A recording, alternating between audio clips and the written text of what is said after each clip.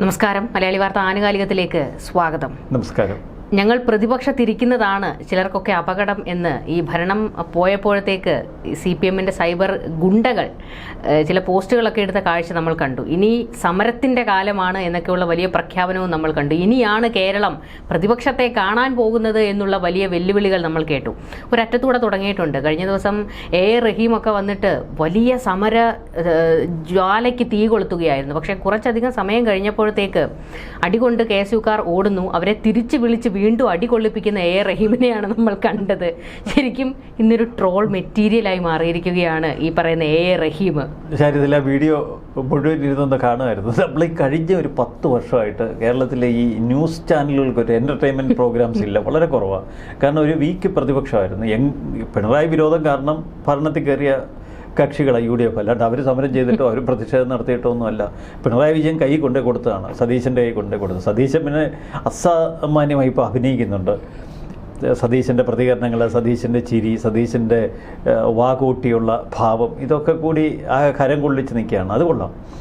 പക്ഷെ മറുവശത്ത് ഇറങ്ങിപ്പോയ പ്രതിപക്ഷം ആളിക്കത്തുകയല്ലേ. ഇന്ന് കേരളത്തിൻ്റെ പല ഭാഗങ്ങളിൽ കോട്ടയത്ത് ആളില്ല എന്ന് പറഞ്ഞുകൊണ്ട് അവർ പ്രതിഷേധ പ്രകടനം മാറ്റിവെച്ചു. ആൾ പഴയതുപോലെ കിട്ടിയില്ല. പക്ഷെ പത്തനംതിട്ടയിലൊക്കെ നെഞ്ചു വിരിച്ച് 10-20 പേര് ഇറങ്ങിയിട്ടുണ്ട്. ഇന്നലെ ആയിരുന്നു കേരള സർവകലാശാല യൂണിയൻ തെരഞ്ഞെടുപ്പിൽ 1-2 ഭാരവാഹികൾ അവർക്ക് നഷ്ടപ്പെട്ടു. ഒരു വൈസ് ചെയർപേഴ്സൺ പോയി. എങ്കിലും ഫാത്തിമ എന്ന് പറഞ്ഞൊരു കുട്ടി മിടിക്കുക, അവർ ഒരു വൈസ് ചെയർപേഴ്സൺ, യൂണിവേഴ്സിറ്റി വൈസ് ചെയർപേഴ്സണായി. എങ്കിൽ കേരള യൂണിവേഴ്സിറ്റി പിടിച്ചെടുത്തു എന്ന് പറയുന്നതിൽ കഥയില്ല, അവരുടെ തന്നെയാണ്. അതിൻ്റെ ഒരു ആരവം കേരള യൂണിവേഴ്സിറ്റി ആസ്ഥാനത്തിന് മുന്നിൽ നിരന്ന് നിന്നുകൊണ്ട് അവർ പ്രകടിപ്പിക്കുകയാണ്, നെഞ്ച് വിരിച്ച്. SFI എന്ന് പറയുന്ന ആ ചോര തിളയ്ക്കുന്ന ഒരു മുദ്രാവാക്യമൊക്കെ വിളിച്ച്. പക്ഷേ ഇതിനിടയിൽ ഈ ചില മണ്ണൻ പിള്ളേർ ഒരു മുദ്രാവാക്യം മുഴക്കി, ആരാടാ ഈ KSU, ഏതവനാടാ ഈ KSU. പക്ഷേ ഈ KSU തോറ്റു എന്ന് 1-2 പിടിച്ചതിൻ്റെ ഒരു വാശിയൊക്കെ ഉണ്ട്. ഇവന്മാരെല്ലാം അവിടെ നിന്ന് പോകാതെ തൊട്ടടുത്തുള്ള മതിലിലും സൈഡിലുമൊക്കെ വലിയ ഗാങ്ങായിട്ട് നിൽക്കുക KSU പിള്ളേർ. പണ്ടത്തെ പിള്ളേരല്ല ഇപ്പോൾ. SFIയെ നേർക്ക് വെല്ലുവിളിക്കാൻ അവന്മാർ വളർന്നു. അപ്പോൾ ആരാടാ ഈ KSU എന്ന് ചോദിച്ചപ്പോൾ ഞങ്ങളാടാ ഈ KSU എന്ന് പറഞ്ഞ് തിരികെ മുദ്രാവാക്യം വരുന്നു. അത് SFIയുടെ ചങ്കത്ത് കൊണ്ടു. അപ്പോൾ ഇവർ വീണ്ടും മുദ്രാവാക്യം വിളിക്കുന്നു, ഒരു സംഘർഷം വർദ്ധിക്കുന്നു. ഇതിനിടയിൽ KSU SFIക്കാരുടെ നേർക്ക് കല്ല് പെറുക്കി എറിഞ്ഞു, SFI KSUക്കാരുടെ പേർക്ക് കല്ല് പെറുക്കി എറിഞ്ഞു എന്നൊക്കെ. എന്തായാലും പല കഥകളുണ്ട്. ഈ കല്ല് ആകാശത്തിൽ ഉയർന്ന് നിൽക്കുന്നത് പലപ്പോഴും കണ്ടിട്ടുണ്ട്. ഇത് ആരാണ് എറിയുന്നതെന്ന് കാണാൻ പറ്റുന്നില്ല. സംഘർഷം മൂർച്ഛിച്ചു. പക്ഷേ ഇവിടെ പാളിയത് എവിടെയാണ് എന്ന് ചോദിച്ചാൽ പോലീസൊക്കെ നിരന്നു. സാധാരണ പോലീസ് SFI കഴിഞ്ഞ ഒരു പതിറ്റാണ്ടായി SFI വലിയ സംരക്ഷണയില്ല ഈ പോലീസിൻ്റെ. കാരണം ജലപീരങ്കിയുടെ പൊസിഷനിങ് ആണ് പ്രധാനം. ജലപീരങ്കിക്ക് പിന്നിലായിരുന്നു കഴിഞ്ഞ ഒരു പതിറ്റാണ്ട് SFI പിള്ളേർ നിന്നത്. SFI പ്രവർത്തകർ ഇങ്ങനെ ജലപീരങ്കി മുന്നിൽ നിർത്തി വലിയ സൈനിക സംവിധാനത്തോടെ പോലീസിനൊക്കെ മുന്നിൽ നിർത്തി KSUക്കാരെ, യൂത്ത് കോൺഗ്രസ്സുകാരൊക്കെ നേരിട്ട് നമ്മൾ കണ്ടിട്ടുണ്ട്. പക്ഷേ ഇക്കുറി ജലപീരങ്കി അവരുടെ നേർക്ക് തിരിഞ്ഞു നിൽക്കുന്നു. ജലപീരങ്കി ഇത് വെറുതെ ഒരു ഷോ മെറ്റീരിയൽ അല്ല എന്ന് ഇന്നലെ അവർക്ക് ബോധ്യപ്പെട്ടു. കാരണം പോലീസ് ജലപീരങ്കി ആദ്യം ഒന്ന് പ്രയോഗിച്ചു. അതൊരു സാമ്പിൾ ഡോസായിരുന്നു. SFI എന്ത് ചെയ്തു? SFI പതിവ് ശൈലിയിൽ പോലീസിന് നേർക്ക് കല്ല് പെറുക്കി എറിഞ്ഞു. അവരുടെ ഇന്ന് ലാത്തി പിടിച്ചു മേടിച്ച് അവർക്ക് 2 കൊടുത്തു. ഇതോടെ പോലീസിന് കലിപൊട്ടി. അവർ കടുപ്പത്തിൽ ജലപീരങ്കി അങ്ങ് അടിച്ചു കൊടുത്തു. ജലപീരങ്കി, കണ്ണീർവാതകം, ആകെ ചറപറ. ഇതോടെ SFIക്കാർ വരണ്ടു. അപ്പുറത്തുനിന്ന് KSUക്കാർ ചറപറ കല്ലും പെറുക്കി എറിയുന്നു. ഓടാതെ രക്ഷയുണ്ടോ? അവരോടാൻ തുടങ്ങി. പല വഴിക്ക് തിരിഞ്ഞ് ഇതിൻ്റെ ഇടയ്ക്ക് എങ്ങനെയോ റഹീം വന്ന് വിട്ടു. ഈ SFI പിള്ളേരെ അനുമോദിക്കാൻ വന്ന ജയിച്ചു വരുന്ന റഹീം വലിയ നേതാവല്ലേ. ഈ നേതാക്കന്മാർക്ക് ഒരു വലിയ പ്രശ്നമുണ്ട്. മുൻനിരയിൽ നിന്ന് ഒളിച്ചോടിയാൽ പിന്നീട് ആളുകൾ ഭീരുവെന്ന് പരിഹസിക്കും. പ്രത്യേകിച്ച് നല്ല ചാവേറുകളെ ഒപ്പം നിർത്തണമെങ്കിൽ മുന്നിൽ നിന്ന് ഫൈറ്റ് ചെയ്യണം. പക്ഷേ ഇന്നലെ നമ്മൾ ശ്രദ്ധിച്ചാലറിയാം, ഈ ജലപീരങ്കി വെച്ച് അറ്റാക്ക് ചെയ്യുമ്പോൾ ജലപീരങ്കിയുടെ വെള്ളം പോകാനൊരു ആദ്യം ഒരു കുറച്ചൊരു ഗ്യാപ്പുണ്ട്. അതിൻ്റെ കീഴിൽ ചെന്ന് സുരക്ഷിതമായി നിൽക്കുകയാണ് റഹീം. തലയ്ക്ക് മുകളിൽ കൂടിയാണ് വെള്ളം പോകുന്നത്. അപ്പുറത്തിരിക്കുന്ന SFI പിള്ളേരുടെ മുകളിലോട്ട് മുഴുവൻ വീഴുകയും ചെയ്യുന്നു. വെള്ളം നിന്ന് കഴിഞ്ഞപ്പോൾ റഹീം പറഞ്ഞു എല്ലാവരോടും ഇരിക്കുക, SFI പ്രവർത്തകരാണെങ്കിൽ നിലത്തിരിക്കണം എന്ന് പറഞ്ഞു. അങ്ങനെ ഒരുത്തരം നിൽക്കാൻ സമ്മതിച്ചില്ല, എല്ലാവരും ഇരുത്തി. പിള്ളേരെല്ലാം വന്ന് ഇരിപ്പും തുടങ്ങി. ഇതിനിടയിൽ ഇരിക്കുന്നതിനിടയിൽ ആരോ KSUക്കാരെ കല്ലുവിളക്കി എറിഞ്ഞു. ഇതോടെ പാടാതെ KSUവിൻ്റെ ഏറ്. ഒരു വശത്ത് ജലപീരങ്കി വീണ്ടും പ്രവർത്തിച്ചു തുടങ്ങി. ഇവർക്ക് എഴുന്നേക്കാൻ പോലും പറ്റുന്നില്ല, നിലത്ത് പരന്ന് കിടക്കുകയല്ലേ, എന്ത് ചെയ്യാൻ പറ്റും? റഹീം ഓടിപ്പോയി രക്ഷപ്പെടുമായിരുന്ന SFI പ്രവർത്തകരെ നിലത്തിരുത്തി അടി കൊള്ളിപ്പിച്ച് വിട്ട അവസ്ഥയിലായി. അതിന് പിന്നാലെ വീണ്ടും സംഘർഷം. അപ്പോഴും പോലീസ് കട്ടയ്ക്ക് തന്നു. ഇത് ഒരു വല്ലാത്ത കാഴ്ചയാണ്. കഴിഞ്ഞ ഒരു പതിറ്റാണ്ടിനിടയിൽ കാണാത്തൊരു കാഴ്ചയാണ് തലസ്ഥാന നഗരി ഇന്നലെ കണ്ടത്. ആ പാളയം അക്ഷരാർത്ഥത്തിൽ ഒരു സംഘർഷ ഭൂമിയായി മാറി. ഇതിന് ശേഷവും ഇവർ ഇരുവരും പിരിഞ്ഞു പോകാൻ തയ്യാറല്ല. KSUക്കാർക്ക് ഒട്ടും പേടിയില്ല. പഴയ KSU അല്ലിത്. ഒരു അടിച്ചോടിക്കാൻ SFI നോക്കി നടക്കില്ല. കാരണം KSUവും പോലീസും ഒരുമിച്ച് നിൽക്കുകയാണ്. ഈ പോലീസുകാർക്കൊരു സ്വഭാവമുണ്ട്, ഭരണം മാറി അപ്പോൾ ഓന്തിൻ്റെ നിറം മാറുന്ന പോലെ അവരുടെ സ്വഭാവം മാറും. ഈ SFIയുടെ നേതാവ് നമുക്കറിയാം, SFI സംസ്ഥാന പ്രസിഡന്റ് അതിന് ശേഷം പറയുന്നു, പോലീസ് എന്തുകൊണ്ട് KSUവിനെ ആക്രമിച്ചില്ല? അതാണ് അവരുടെ ഏറ്റവും വലിയൊരു ശങ്ക. ഞങ്ങൾക്ക് നേരെയാണ് പോലീസ് ആക്രമണം നടത്തിയത്. ഇന്നലത്തെ ഈ ആക്രമണത്തിൽ SFI ചില രക്തസാക്ഷികളൊന്നും ഉണ്ടായില്ല എങ്കിലും 1-2 നേതാക്കൾ, സംസ്ഥാന പ്രസിഡന്റും സംസ്ഥാന സെക്രട്ടറിയൊക്കെ ആശുപത്രിയിൽ അഭയം തേടി. പെട്ടെന്ന് MP ജയരാജൻ കാണാൻ ചെന്നു. അപ്പോൾ ഇതൊക്കെ വലിയ ട്രോളുകളായിരുന്നു. കേരളത്തിൻ്റെ പല ഭാഗത്തും ഇന്ന് SFIയുടെ പ്രതിഷേധം നടക്കുന്നു, പ്രകടനങ്ങൾ നടക്കുന്നു. ഇതൊരു വല്ലാത്ത കാഴ്ചയായി. പ്രതിഷേധങ്ങളും സമരങ്ങളും പ്രകടനങ്ങളുമായി പ്രതിപക്ഷം കളത്തിലിറങ്ങി എന്നതിൻ്റെ സൂചന ഇന്നലെ നമ്മൾക്ക് കിട്ടി. മറുവശത്ത് നമ്മൾ ഏറെ കൗതുകത്തോടെ നോക്കിയിരുന്ന ആലപ്പുഴയിലെ രക്ഷാപ്രവർത്തനം. ആ രക്ഷാപ്രവർത്തനത്തിൽ പങ്കാളികളായിരുന്ന ഗൺമാൻ 4 പോലീസുകാർ സസ്പെൻഷൻ മേടിച്ചിരിക്കുകയാണ്. അപ്പോൾ ഇക്കുറി UDF വെറുതെ ഇരിക്കില്ല എന്നതിൻ്റെ സൂചന തന്നെയാണ് ഇതൊക്കെ നമുക്ക് കാട്ടിത്തരുന്നത്. ഇവിടെ മറ്റൊരു പ്രധാനപ്പെട്ട കാര്യവും കൂടിയുണ്ട്. കാരണം കഴിഞ്ഞ ദിവസത്തെ ഏറ്റവും പ്രധാനപ്പെട്ട ഒരു വാർത്തയായിരുന്നു ആകാശ് തില്ലങ്കേരിയുടെ കാര്യം. അതായത് ഷുഹൈബ് വധക്കേസിലെ 17 പേരുടെ ജാമ്യം റദ്ദാക്കിക്കൊണ്ട് കോടതി എല്ലാവരെയും തൂക്കി അകത്തിടണം എന്നുള്ളൊരു മുന്നറിയിപ്പ്, ഒരു ഉത്തരവ് കൊടുത്തിരിക്കുകയാണ്. ഇതിനുശേഷം ഈ കോൺഗ്രസിൻ്റെയും UDFിൻ്റെയും സൈബർ ഗ്രൂപ്പുകളിൽ ഈ തില്ലങ്കേരിയിലെ ക്രിമിനലുകളെ ഞങ്ങൾ പൂട്ടിയെന്ന് പറഞ്ഞുകൊണ്ടുള്ള വലിയൊരു ആവേശം.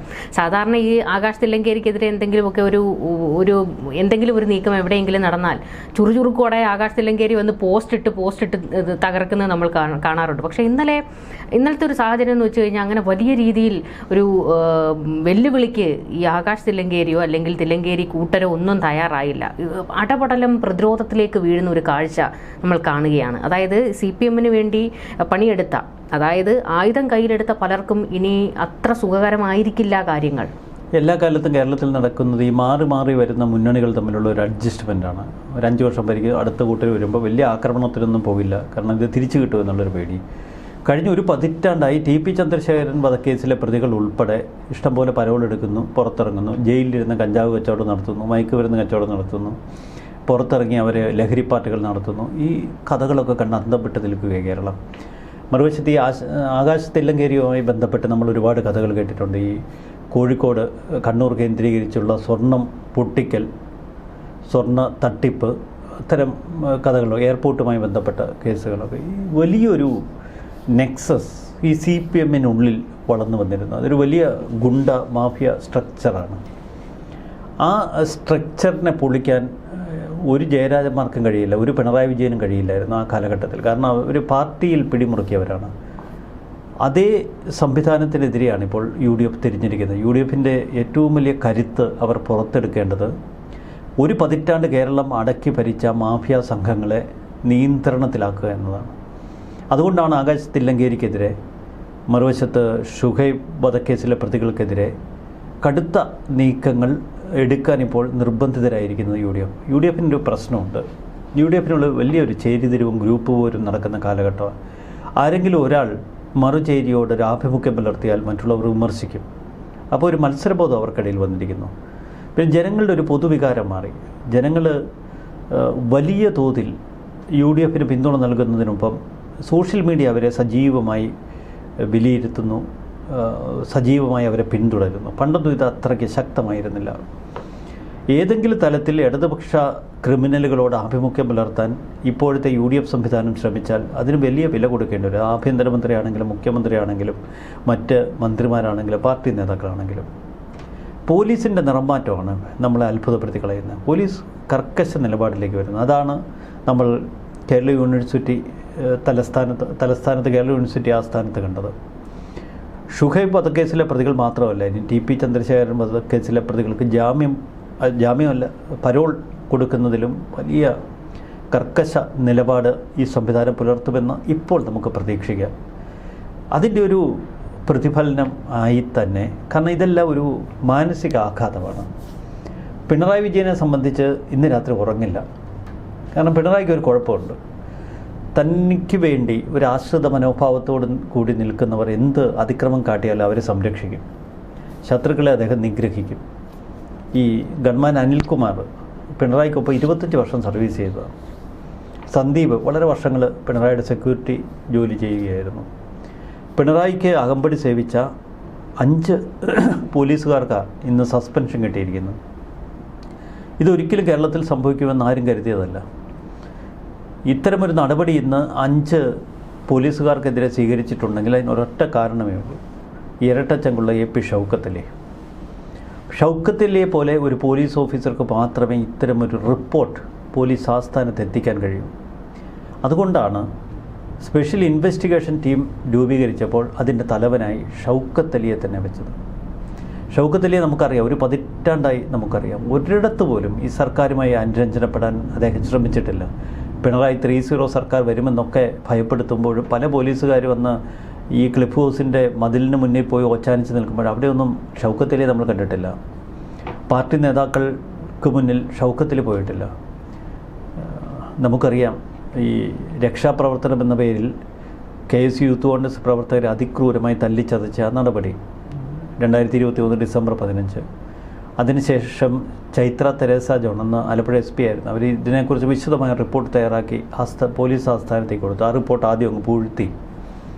പിന്നീടാണ് Alappuzha south police station CI ഉൾപ്പെടെയുള്ള DYSP, അന്നത്തെ ക്രൈംബ്രാഞ്ച് DYSP ഉൾപ്പെടെയുള്ളവർ ചേർന്ന് ഒരു കേസ് ഡയറി എഴുതുന്നത്.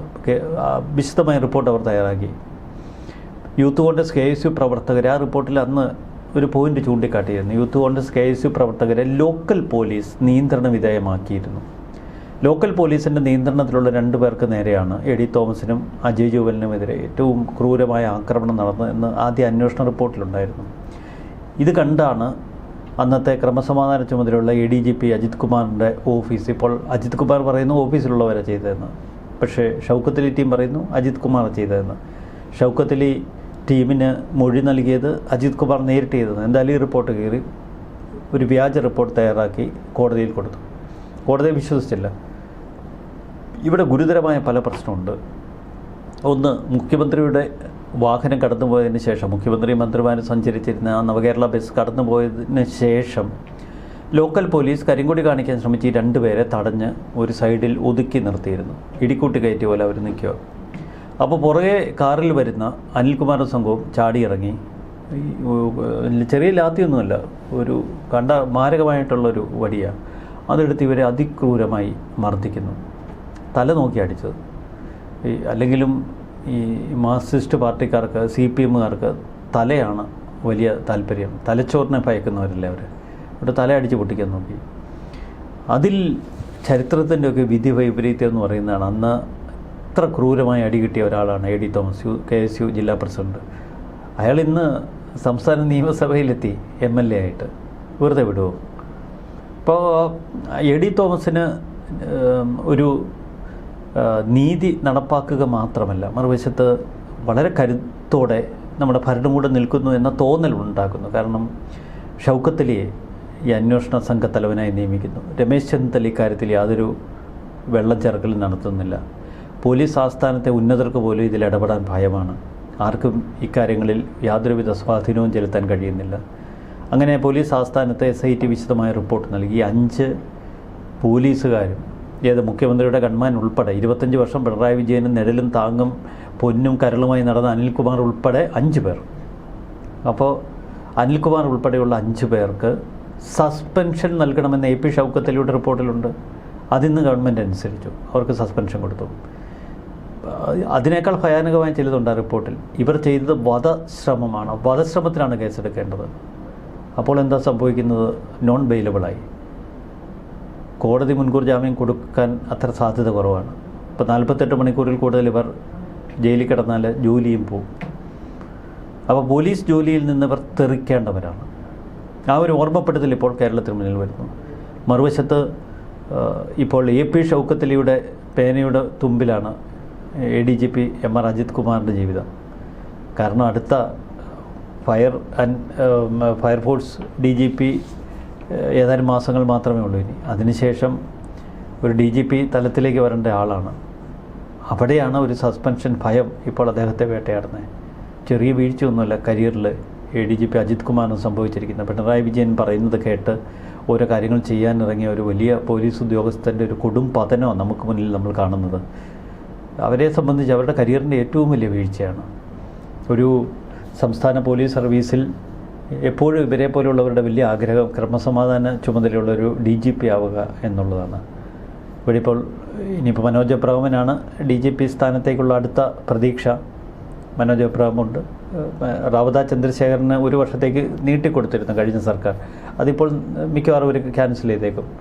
റാവത ചന്ദ്രശേഖരന് ശേഷം ആര് DGP പദവിയിലേക്ക് എത്തും എന്നതും നമുക്ക് കൗതുകമുണ്ടാക്കുന്ന കാര്യം. എന്തായാലും ഇപ്പോൾ ഒരു ടോട്ടൽ കൺട്രോളിലേക്ക് UDF കൊണ്ടുവന്നിരിക്കുന്നു. പോലീസ് ആസ്ഥാനത്തെ നിയന്ത്രണം, മറുവശത്ത് പഴയ പോലീസ് കാപാലികരുടെ ചെയ്തികൾ കൃത്യതയോടെ അന്വേഷിക്കപ്പെടുന്നു. അവർക്ക് സസ്പെൻഷൻ ഉൾപ്പെടെയുള്ള നടപടികൾ ഉറപ്പാക്കുന്നു. ചിലപ്പോൾ അവരുടെ ജോലി തെറിക്കും എന്ന ഘട്ടത്തിൽ എത്തി നിൽക്കുന്നു. പിണറായി വിജയനെ പോലെ ഒരു ശക്തനായ ഭരണാധികാരിയുടെ സംരക്ഷണത്തിൽ പുളച്ചവർ ഒക്കെ ഇന്ന് അഴിയെണ്ണുന്ന സ്ഥിതിയിൽ എത്തി നിൽക്കുന്നു. ഇക്കാര്യത്തിൽ മാത്രമല്ല, അന്ന് CPMൻ്റെ ഗുണ്ട സംഘങ്ങളായി പ്രവർത്തിച്ചവർ ചെയ്ത ക്രൂരതകൾ, ഭയാനകമായ കൊലപാതകങ്ങൾ, അതിലെ പ്രതികൾക്ക് ജയിലഴി എണ്ണുന്ന പ്രതികൾക്ക് അനർഹമായ പരിഗണന കിട്ടാത്ത തലത്തിൽ കാര്യങ്ങൾ ക്രമീകരിക്കും UDF എന്ന് നമുക്ക് വിശ്വസിക്കാം. മുൻകാലങ്ങളിൽ കണ്ട ഒരു UDF അല്ലിത്. അത് കൂടുതൽ കരുത്ത് അവരുടെ ഭരണത്തിനും അവരുടെ ഒരു ശൈലിക്കും വന്നിരിക്കുന്നു. പിണറായി വിജയൻ പൂർണ്ണമായും ഒരു പ്രതിസന്ധിയിലേക്ക് വീഴുന്നു എന്ന് പറയുമ്പോഴത്തേക്ക് ഇന്നിപ്പോൾ മറ്റൊരു വിഷയം, അതായത് ഈ അടിക്ക് മേൽ അടി ഇങ്ങനെ കിട്ടിക്കൊണ്ടിരിക്കുകയാണ്. ശ്വാസം വിടാൻ ഒരു ഗ്യാപ്പ് പോലും കിട്ടുന്നില്ല എന്നുള്ളതാണ്. അതായത് ഈ മാസപ്പടി കേസുമായിട്ട് ബന്ധപ്പെട്ട് CMRLൻ്റെ ഹർജി ഹൈക്കോടതി തള്ളിയിരിക്കുകയാണ്. ഈ വീണ്ടും വീണ വിജയനെതിരെ EDയുടെ അന്വേഷണം ഉണ്ടാകും എന്നൊക്കെയുള്ള ചില സൂചനകൾ പുറത്തു വരുന്നുണ്ട്. ഇവിടെയാണ് നമ്മൾ കാണേണ്ടത്. മാത്യു കുഴൽനാടൻ ഉന്നയിച്ച പല തവണ അദ്ദേഹം പറഞ്ഞൊരു കാര്യമുണ്ട്, നിങ്ങളെയും നിങ്ങളുടെ മകളെയും കൊണ്ട് ഞാൻ മറുപടി പറയിക്കും എന്നുള്ള വലിയൊരു ആഹ്വാനം മാത്യു കുഴൽനാടൻ്റെ ഭാഗത്ത് നിന്നുണ്ടായതാണ്. ഈ കേസിൽ ഇപ്പോൾ എന്തായാലും പ്രതിപക്ഷത്തിരിക്കുകയാണ് പിണറായി വിജയൻ. ഇനി ഡൽഹിക്ക് മകളെ സംരക്ഷിക്കാൻ ഓടിയിട്ട് കാര്യമുണ്ടോ? ഈ കുഴൽനാടൻ്റെ ആത്മാർത്ഥതയിലൊന്നും എനിക്ക് വലിയ വിശ്വാസമില്ല. കുഴൽനാടൻ അതൊക്കെ പകുതി തന്ത്രങ്ങളുടെ ഭാഗമായിട്ടൊക്കെ അന്ന് ആരോപണം ഉന്നയിച്ചാകും. പിന്നീട് കുഴൽനാടൻ കേസിക്കൊപ്പം നിൽക്കുന്നതൊക്കെ നമ്മൾ കണ്ടു. കുഴൽനാടൻ്റെ ഒരു പ്രശ്നമല്ല. പക്ഷേ ഈ സോഷ്യൽ മീഡിയയിലൊക്കെ വരുന്നൊരു കുറിപ്പുണ്ട്, അനുഭവിച്ചല്ലേ പോകൂ എന്ന്. അത് നമുക്ക് ഒറ്റ വാക്യം പറഞ്ഞാൽ എല്ലാം അനുഭവിച്ചിട്ടല്ലേ പോകാൻ കഴിയൂ. ചെയ്തതിനൊക്കെ മറുപടി പറഞ്ഞേ തീരൂ. ഇത്രയും കാലം പിണറായി വിജയൻ ഈ മകൾക്ക് നേരെ എന്തെങ്കിലും ഒരു തുരുമ്പ് വന്നാൽ പോലും ഡൽഹിക്ക് ഓടുന്ന ആരോപണം നമ്മൾ എത്രയോ തവണ കേട്ടിട്ടുള്ളതാണ്. അപ്പോൾ മകളെ ഒന്നിനും വിട്ടുകൊടുക്കാതെ സംരക്ഷിക്കുന്ന ഒരു പിണറായിയെ നമ്മൾ കണ്ടതാണ്. അന്ന് സ്വപ്ന സുരേഷ് പോലും പറഞ്ഞു, മക്കൾക്ക് വേണ്ടി സാമ്രാജ്യം ഉണ്ടാക്കുകയാണ് പിണറായി വിജയൻ എന്ന്. പിണറായി വിജയനും മകൾക്കും മരുമോനും ഒക്കെ ഒരു പറ്റിയ ഗതികേട്, കേരളം അവരുടെ മുന്നിൽ ഓച്ചാനിച്ച് നിൽക്കുകയാണെന്നുള്ളൊരു പൊതുബോധം അവരെ കഴിഞ്ഞ കുറേ കാലമായിട്ട് ഇങ്ങനെ മതിച്ച് ജീവിക്കാൻ പ്രേരിപ്പിക്കുകയായിരുന്നു. എവിടെ ചെന്നാലും വലിയ ആർഭാടം, വലിയ പോലീസ് സേനകളിങ്ങനെ നിൽക്കുന്നു. മുമ്പൊരിക്കലും ഞാൻ ഇവിടുന്ന് കോഴിക്കോട് യാത്ര ചെയ്യുമ്പോൾ ഈ പിണറായി വിജയനെയും മകളെയൊക്കെ യാത്രയിൽ കണ്ടു. പക്ഷേ ഇവരെ യാത്രയാക്കാൻ വരുന്ന പോലീസ് ഉദ്യോഗസ്ഥരുടെ എണ്ണം, സർക്കാർ ഉദ്യോഗസ്ഥരുടെ എണ്ണം, അവരുടെയൊക്കെ ഒരു നിപ്പും ഭാവവും, ഇതൊക്കെ അല്പമാത്ര സുഖങ്ങളല്ലേ ആത്യന്തികമായി മനുഷ്യന് നൽകുന്നുള്ളൂ. ഈ അധികാരം എന്ന് പറയുന്നത് എന്താ? സതീശൻ്റെ കഴിഞ്ഞ ദിവസത്തെ ഒരു പ്രസംഗം കൊച്ചിയിലെ വലിയ ആത്മാർത്ഥതയോടെ ആണോ എന്നൊന്നും നമുക്കറിയില്ല. എന്തായാലും ഈ ഒരു മുഖ്യമന്ത്രി പദത്തിൽ അദ്ദേഹം എത്തി. ഈ 5 വർഷം ഒരു അത്ഭുത ലോകത്തിൽ എന്നതുപോലെ ജീവിക്കാം. പക്ഷേ ഇത് കഴിഞ്ഞ് താഴേക്ക് വീഴുന്നൊരു ഭാവമുണ്ട്. ഞാൻ ഇന്ന് ഷിബു ബേബി ജോണിൻ്റെ ഒരു റീല് കണ്ടു. ഇന്നലെ അദ്ദേഹം എന്തോ സ്കിൽ ഡെവലപ്മെൻറ്റിൻ്റെ ഭാഗമായിട്ട് ഒരു ഇൻസ്റ്റിറ്റ്യൂട്ടിൽ ഒരു പ്രസംഗത്തിന് ഉദ്ഘാടകനായിട്ട് വിളിച്ചതാണ്. അപ്പോൾ സ്കിൽ ഡെവലപ്മെൻറ്റ്, കരിയർ ഡെവലപ്മെൻറ്റിനെ കുറിച്ചുള്ള പ്രസംഗമാണ്. എനിക്കത് ഷിബു നമുക്ക് എനിക്ക് അടുപ്പമുള്ള ഒരാളാണ്. പക്ഷെ ആ പ്രസംഗം കേട്ടപ്പം ഒരു സത്യസന്ധത അതിൽ തോന്നി. അദ്ദേഹത്തിൻ്റെ പ്രസംഗം ഇങ്ങനെയാണ്: കഴിഞ്ഞ 10 വർഷമായിട്ട് എന്നെ ആർക്കും വേണ്ടായിരുന്നു, ഞാൻ ഇവിടെയൊക്കെ തന്നെ ഉണ്ടായിരുന്നു, നിങ്ങളൊന്നും എന്നെ വിളിച്ചില്ല, നിങ്ങളൊന്നും ഒരു ഉദ്ഘാടനത്തിനും ഈ കൊല്ലത്തും ഒന്നും എന്നെ അന്വേഷിച്ചില്ല. കാരണം ഞാനൊരു മന്ത്രിയായിരുന്നില്ല, MLA ആയിരുന്നില്ല, എനിക്കൊന്നുമില്ലായിരുന്നു. ഒരു വ്യക്തിയെ നിങ്ങൾക്ക് ആർക്കും ആവശ്യമില്ല, നിങ്ങൾക്ക് വേണ്ടത് സ്ഥാനങ്ങളാണ്, നിങ്ങൾ ആഘോഷിക്കുന്ന ഇത്തരം സ്ഥാനങ്ങളിലാണ്. ഞാനിന്ന് മന്ത്രി ആയതുകൊണ്ട് നിങ്ങളെന്നെ വിളിച്ചു. അപ്പോൾ അദ്ദേഹം പറയുന്നു, പക്ഷേ അദ്ദേഹം മറ്റൊരു കഥ പറയാൻ വേണ്ടിയാണ് പറഞ്ഞത്. എവിടെ സക്സസ് ഉണ്ടാകുന്നോ അവിടെ മാത്രമേ അംഗീകാരം ലഭിക്കൂ. സക്സസ് ഇല്ലാതെ നിങ്ങളൊരു വ്യക്തിയായി തുടർന്നാൽ ഒരിടത്തും ഒരു അംഗീകാരം ആരും തരത്തില്ല, എവിടെയെങ്കിലും മൂലക്കിരിക്കും. ഇതാണ് അദ്ദേഹം പറഞ്ഞത്. കരിയറിലും അതുപോലെ തന്നെയാണ്, നിങ്ങൾ സക്സസ്സിലേക്ക് എത്തണം, എങ്കിലും നിങ്ങൾക്ക് അംഗീകാരം കിട്ടൂ എന്ന് പറഞ്ഞ് അദ്ദേഹം ഈ കഥ മുഴുമിപ്പിക്കുകയാണ്. പക്ഷേ സത്യമല്ലേ അത്? ഇതല്ലേ വാസ്തവം? പിണറായി വിജയൻ ഈ സർവ്വ സംവിധാനങ്ങളുടെയും അധിപനായി ഒരു കാലഘട്ടം മുഴുവൻ വാണ് പുറത്തിറങ്ങി. നമ്മൾ കണ്ടു ആ നിയമസഭയിലെ പ്രതിപക്ഷ നേതാവിൻ്റെ റൂമിലിരിക്കുമ്പോൾ ഒരു മനുഷ്യ കുഞ്ഞങ്ങോട്ട് തിരിഞ്ഞു നോക്കുന്നില്ല. 2 കാരണം: പഴയ ആ ഗർവവും അഹങ്കാരവും ഒക്കെ എല്ലാവരുടെ മനസ്സിലുണ്ട്. ചെന്ന് എന്തിനാണ് ഈ ആട്ടുംതുപ്പ് വെക്കുന്നത്? അല്ലെങ്കിൽ എന്തിനാണ് ഈ അധികാര സ്ഥാനങ്ങളിൽ ഇരിക്കുന്നവരുടെ പിന്നാലെ ഒരു ആത്മാഭിമാനമുള്ളവർ പോകത്തില്ല? കാരണം എന്തിനാണ് ഇങ്ങനെ ഓച്ചാനിച്ച് നിൽക്കുന്നത്? അധികാരം കൂടുമ്പോൾ നമുക്ക് വിവേകം ഉണ്ടാകണം. വിവേകം കൂടുമ്പോൾ നമ്മൾ കൂടുതൽ താഴ്ന്നു വരണം. അവിടെയാണ് അതിന് സൗന്ദര്യം ഉണ്ടാകുന്നത്. ഉമ്മൻചാണ്ടി മരിച്ചിട്ട് എത്ര വർഷമായി? എന്നിട്ടും ആ ഉമ്മൻചാണ്ടിയുടെ ഓർമ്മ എപ്പോഴും നിൽക്കുന്നത് അദ്ദേഹം ജനങ്ങൾക്കിടയിലാണ് ജീവിച്ചത്. അധികാരത്തിൻ്റെ പത്രാസ് ഒരിക്കലും ഉമ്മൻചാണ്ടി പുറത്തെടുത്തിട്ടില്ല. ഉമ്മൻചാണ്ടി ജനങ്ങൾക്കിടയിലൊരു വലിയ ജനസേവകനായി നിന്നു. മറിച്ച് പല മന്ത്രിമാരുടെയും നമ്മൾ കഥകൾ എടുത്തു നോക്കുമ്പോൾ നമുക്കറിയാം ഇവരുടെയൊക്കെ തനിനിറം. ഈ പകൽ വെളിച്ചത്തിനൊപ്പം ഇവർക്കൊക്കെ ഒരു ഇരുണ്ട ജീവിതം കൂടിയുണ്ട്. ഇരുണ്ട ജീവിതത്തിൽ അവർക്കൊപ്പം നിൽക്കുന്നത് ഈ മാഫിയ, മറ്റ് സംവിധാനങ്ങളൊക്കെയാണ്. നിരവധി മന്ത്രിമാരായി ഇവിടെ വിലസിയവർ വെള്ളിയാഴ്ചകളിൽ നേരെ ദുബായിക്ക് പോകും. അവിടെ എല്ലാ ലീലകളും കഴിഞ്ഞ് ഞായറാഴ്ച വൈകിട്ടത്തെ ഫ്ലൈറ്റിൽ ഇവിടെ തിരിച്ചു വരും. അങ്ങനെയൊക്കെ എത്ര കഥാപാത്രങ്ങളുണ്ട്. അപ്പോൾ ജനങ്ങൾ കാണുന്ന ഒരു വലിയ മഹത്വമൊന്നും ഇവർക്കില്ല. ഇവർക്കെന്ന് മാത്രമല്ല, വെള്ളിത്തിരയിലെ നായകന്മാർ, ടിനി ടോമിൻ്റെ പച്ചത്തെറി നമ്മളിന്ന് നീന കുറുപ്പിൻ്റെ പരാതിയിൽ വായിച്ചു. ഒരു കൂട്ടം ആളുകൾ ഇരിക്കുമ്പോഴാണ് ഇങ്ങനെ പച്ചത്തെറി പറയുന്നത്. ഈ സിനിമാക്കാരുടെ പല കഥ എനിക്ക് അടുത്തറിയാം. അവർക്ക് പലതും പച്ചയ്ക്ക് വിളിച്ചവരൊരു മടിയില്ല.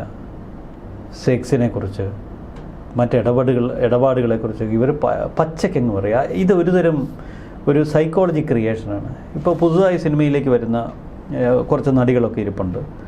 അതിനൊപ്പം പഴയകാല നടികളിരിപ്പുണ്ട്. ഈ സോക്കോൾഡ് അവിടുത്തെ വലിയ തലയെടുപ്പുള്ള നടന്മാരിരിപ്പുണ്ട്. അപ്പോൾ ഈ നടന്മാരൊക്കെ ഇങ്ങനെ പച്ചയ്ക്ക് ഇങ്ങനെയുള്ള പല രതിക്രീഡകളെക്കുറിച്ചൊക്കെ സംസാരിക്കുമ്പോൾ ഈ പുതിയതായി ഇതിലേക്കൊക്കെ വരുന്ന ഈ നടികളും ഈ പുതിയ ഒരു ചെറിയ റോളിലൊക്കെ വരുന്ന നടികളുമൊക്കെ ഇതിൽ ഒരു തരത്തിൽ മറ്റൊരു തരത്തിൽ സൈക്കോളജിക്കലി ഒന്ന് വീണു പോവും. അതിനുവേണ്ടിയുള്ള നമ്പറുകൾ, എന്നിട്ട് പച്ചത്തെറി വിളിച്ച് അവരെ ഒരു അടിമകളാക്കി വയ്ക്കുക. ഇത് അധികാരമുള്ളിടത്ത് നടക്കും. പക്ഷേ അധികാരം എല്ലാ കാലത്തും ഇല്ല, ഒരു ചെറിയ കാലഘട്ടത്തിലേക്കേ ഉള്ളൂ. വ്യക്തിക്കെന്നും ജീവിതമുണ്ട്. ഒരു വ്യക്തിയായി ആ ഒരു സമൂഹത്തിനൊപ്പം കഴിയാൻ പഠിച്ചാൽ അതിന് കൂടുതൽ പൂർണ്ണതയുണ്ടാകും.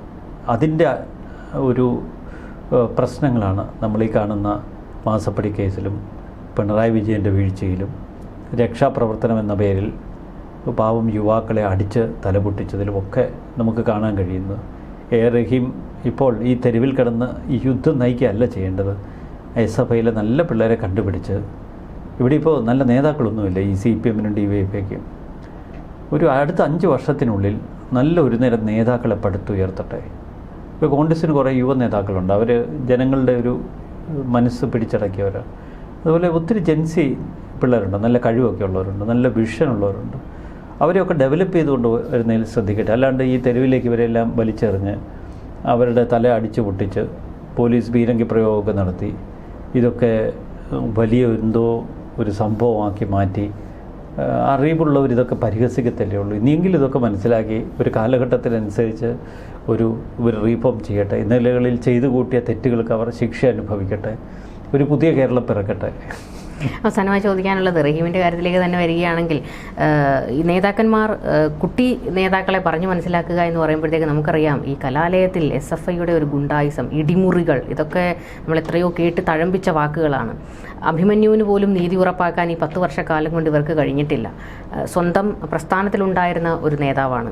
അതുപോലെ തന്നെ ഇപ്പോൾ UDF അധികാരത്തിലേക്ക് വരുമ്പോഴത്തേക്കും ഇവർ പറയുന്നത് പിണറായി സർക്കാരിൻ്റെ കാലത്ത് നീതി കിട്ടാതെ പോയ CPMകാർക്ക് ഞങ്ങൾ നീതി ഉറപ്പാക്കി കൊടുക്കും എന്നൊക്കെയാണ്. അവർ നവീൻ ബാബുവിൻ്റെ കാര്യം പറയുന്നു, സിദ്ധാർത്ഥിൻ്റെ കാര്യം പറയുന്നു. കലാലയങ്ങളിൽ സിദ്ധാർത്ഥ് ഇന്നും ആ കുടുംബത്തിന് നീതി കിട്ടിയിട്ടില്ല. ഇവിടെ അന്ന് ഈ പറയുന്ന നീതിക്ക് വേണ്ടി പുറത്തേക്ക് ഇറങ്ങിയ ആ കുടുംബത്തെ, ആ അച്ഛനെയും അമ്മയെയും DYFIക്കാർ പച്ചത്തെറി വിളിക്കുന്നത് നമ്മൾ കേട്ടതാണ്. അപ്പോൾ ഇത്തരത്തിൽ ഒരുപാട് മറുപടികൾ ഇനിയും കൊടുക്കാനുണ്ട് എന്നുള്ളൊരു ഓർമ്മപ്പെടുത്തൽ UDFകാർ പറയുന്നുണ്ട്. അപ്പോഴത്തേക്ക് ഈ കലാലയങ്ങളിൽ ഒരു പൊളിച്ചെഴുത്ത് ഈ കാലത്തുണ്ടാകും എന്ന് നമുക്ക് പ്രതീക്ഷിക്കാമോ? അല്ല, പഴയ മൂഡിൽ പോകുന്നത് കൊണ്ടാണ് ഇപ്പോൾ ഈ തെരുവിൽ കിടന്ന് അടിമേടിച്ച SFIക്കാർ, അവരുടെ ഒരു ഫ്രസ്ട്രേഷനുണ്ട്, അതവർ ക്യാമ്പസിൽ പോയി തീർക്കും. അവരെയൊക്കെ ഒരു നന്മയുള്ള മനുഷ്യരായി അവരെ ഈ പുതിയ കാലഘട്ടത്തിനനുസരിച്ച് വാർത്തെടുക്കാൻ അതിനൊരു വിഷനുള്ള ഒരു നേതൃത്വം വേണം. ആ നേതൃത്വത്തിൻ്റെ അഭാവമാണ് ഇപ്പോൾ CPM ഈ പടുകുഴിയിലാക്കിയത്. ഇതൊക്കെ പക്ഷേ ഇത് അസ്തമിക്കുമെന്ന് നമ്മൾ കരുതരുത്. ഇത്തരം പ്രതിസന്ധികളിലാണ് നമ്മൾ പ്രതീക്ഷിക്കാത്ത ചില അവതാരങ്ങൾ പിറവിയെടുക്കുന്നത്, ചില നായകർ രംഗപ്രവേശം ചെയ്യുന്നത്. ഈ കഴിഞ്ഞ ദിവസം കോട്ടയത്ത് നടന്ന പാർട്ടി യോഗത്തിൽ അവിടുത്തെ പ്രവർത്തകർ, പ്രാദേശിക നേതാക്കൾ പറഞ്ഞൊരു കാര്യം, 25 വയസ്സുള്ള ചെറുപ്പക്കാരികളോടും എങ്ങനെ പെരുമാറണമെന്നറിയാത്ത, ഈ പാർട്ടിയിലുള്ളവരോട് പോലും എങ്ങനെ പെരുമാറണമെന്നറിയാത്ത ഒരു നേതൃത്വമാണുള്ളതെന്ന്. അല്ല, അതെല്ലാം സമൂലമായി തിരുത്തി പരിഷ്കരിച്ച് CPM ഇവിടെ വളർന്നു വരണം എന്ന് ആത്മാർത്ഥമായി നമുക്ക് ആഗ്രഹമുണ്ട്. CPMനെ കൊന്ന് ബംഗാൾ മോഡൽ ഇവിടെ കുഴിച്ചു മൂടണമെന്നൊന്നും നമുക്ക് ആഗ്രഹമില്ല. CPM ഒരു നല്ല പ്രതിപക്ഷമായി, ഒരു ജനകീയതയുള്ള, ഒരു മാനുഷിക മുഖമുള്ള, വലിയ വിഷനുള്ളൊരു പാർട്ടിയായി കേരളത്തിൽ ഉണ്ടാവണം. കാരണം ഒരു തിരുത്തൽ ശക്തി വേണം. ഇല്ലെങ്കിൽ നാളുകളിൽ പിണറായി വിജയനേക്കാൾ കടുകട്ടിയായി മാറും സതീശൻ. ആദ്യത്തെ ഈ ഹണിമൂണൊക്കെ കഴിയുമ്പോൾ സതീശിനി വികാരജീവിയും കൂടിയാണ്. ഇപ്പോൾ വളരെ തന്മയത്വത്തോടെ നിൽക്കുന്നുണ്ട്. അതൊക്കെ പൊട്ടിച്ചിത്തറാൻ അധികം സമയം വേണ്ട. മറുവശത്ത് രമേശ് ചെന്നിത്തല, KC വേണുപോലൊക്കെ ഉണ്ട്, കഴിവുള്ള ഒരു പറ്റം നേതാക്കളുണ്ട്. പക്ഷേ ഇത് ആത്യന്തികമായി UDF ആണ്, കോൺഗ്രസ് ആണ്. അതുകൊണ്ട് അതിൻ്റെ പോക്ക് എങ്ങനെയാണെന്നൊന്നും നമുക്കിപ്പോൾ പറയുക വയ്യ. CPM അടിമുടി പരിഷ്കരിക്കപ്പെട്ടു, പക്ഷേ എങ്ങനെ നടക്കാനാണ്? കാരണം പ്രതിപക്ഷ നേതാവ് ഇപ്പോഴും പിണറായി തന്നെ തുടരുക. അത് വലിയൊരു വിഷമം ഉണ്ടാക്കുന്നു. അദ്ദേഹത്തിൻ്റെ ജീവിത സായാഹ്നമല്ലേ, എങ്ങനെ ഇറക്കി വിടുമെന്നുള്ളൊരു മാനസിക വിഷമം അവർക്കുണ്ടാകും. പക്ഷെ അന്നേരത്തിനും പാർട്ടി തൊലയും, അതാണ് പ്രശ്നം. കാത്തിരുന്ന് കാണാം. എന്തായാലും ഒരു മാറ്റം ആവശ്യമാണ് എന്നുള്ളതെല്ലാം പാർട്ടി യോഗങ്ങളിൽ താഴെ തട്ടിൽ നിന്ന് തന്നെ പ്രവർത്തകരും നേതാക്കളും ഒക്കെ തന്നെ പറയുന്നുണ്ട്. പക്ഷേ ഞാൻ തന്നെ എൻ്റെ തല എൻ്റെ ഫുൾ ഫിഗർ എന്നുള്ള ഒരു നിലപാടിലാണ് പിണറായി വിജയൻ. കാത്തിരുന്ന് കാണണം എന്ത് സംഭവിക്കുമെന്ന്. ഇതിനിടയിൽ പണ്ടത്തെ 10 വർഷക്കാലത്ത് അവസ്ഥയായിരിക്കില്ല. പോലീസുകാർ തല്ലും, SFIക്കാരെയും DYFIക്കാരെയും ഒക്കെ തെരഞ്ഞു പിടിച്ച് തല്ലും എന്നുള്ളതാണ് ഏകദേശം ഒന്ന് ഉറപ്പായിരിക്കുന്നത്. കൂടുതൽ ചർച്ചകളുമായി കാണാം. നമസ്കാരം.